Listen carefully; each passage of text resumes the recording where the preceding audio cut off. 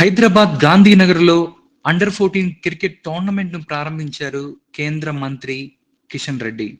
విద్యార్థుల శారీరక, మానసిక ఆరోగ్యానికి ఆటలు ఎంతో దోహదపడతాయని ఆయన చెప్పారు. ఈ కార్యక్రమంలో పాల్గొన్న కేంద్ర మంత్రి కిషన్ రెడ్డి కొన్ని కీలక వ్యాఖ్యలు చేశారు. హైదరాబాద్ నగరంలో ప్లే గ్రౌండ్‌ల కొరత తీవ్రమైంది అని ఆయన అన్నారు.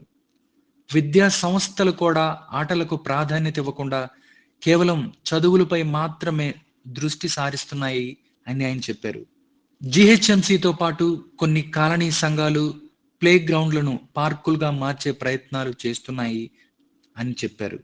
పార్కుల అవసరం ఉన్నప్పటికీ పిల్లలకు ఆటల కోసం ఓపెన్ గ్రౌండ్లు అవసరం. ఇవి వారి భవిష్యత్‌కి ఎంతో అవసరం ఉంది అని ఆయన కొన్ని కీలకమైనటువంటి వ్యాఖ్యలు చేశారు.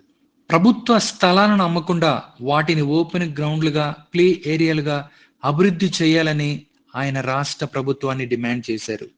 ఈ స్థలాలు రాబోయే తరాల అవసరాలను తీర్చేందుకు ఉపయోగపడతాయని ఆయన అన్నారు.